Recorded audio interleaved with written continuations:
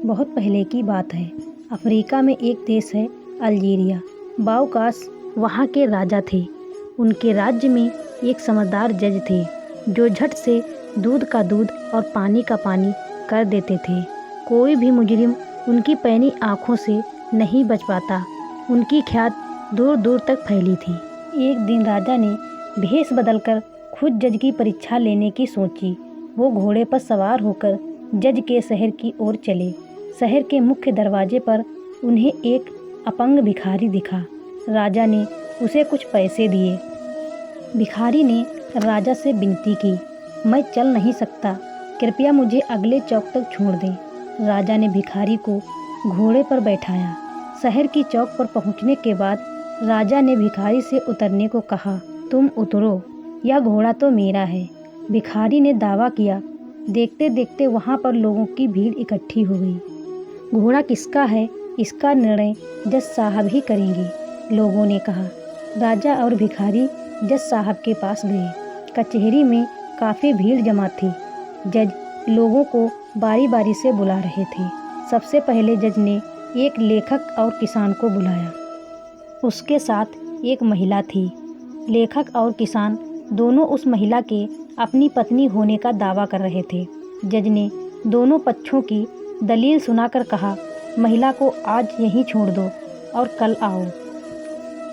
उसके बाद जज के सामने एक कसाई और तेली की पेशी हुई। कसाई के कपड़ों पर खून के छींटे पड़े थे और तेली के हाथ तेल से सने थे। कसाई के हाथ में पैसों की एक थैली थी। दोनों पक्ष उस थैली को अपना बता रहे थे।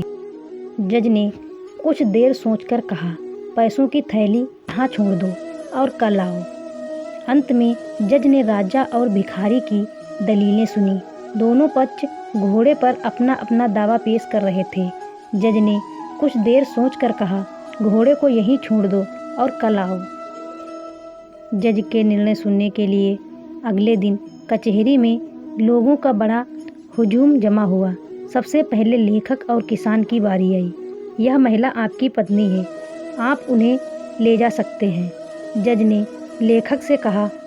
साथ में उन्होंने किसान को 50 कोड़े लगाने का हुक्म भी दिया। उसके बाद कसाई और तेली की बारी आई। जज ने कसाई को बुलाकर कहा, लो यह पैसों की थैली तुम्हारी है। साथ में उन्होंने तेली को 50 कोड़ों की सज़ा सुनाई। अंत में जज ने राजा और भिखारी को बुलाया। क्या तुम 20 घोड़ों में से अपने घोड़ों को पहचान पाओगे? उन्होंने राजा और भिखारी दोनों से पूछा। दोनों ने हाँ में उत्तर दिया। एक एक करके जज दोनों को अस्तबल में लेकर गए। दोनों ने घोड़े को सही पहचाना। कुछ देर गहरे सोच विचार के बाद जज ने राजा को बुलाकर कहा, यह घोड़ा आपका है, आप इसे ले जा सकते हैं। साथ में उन्होंने भिखारी को 50 कोड़े की सज़ा सुनाई। घर जाते वक्त राजा भी जज के पीछे पीछे चलने लगा। राजा को देखकर जज ने पूछा, क्या आप मेरे निर्णय से असंतुष्ट हैं? जनाब, मैं बिल्कुल संतुष्ट हूँ, पर यह जानना चाहता हूँ कि आप इस निर्णय पर कैसे पहुँचे? काफ़ी आसान था, जज साहब ने मुस्कुराते हुए बोले।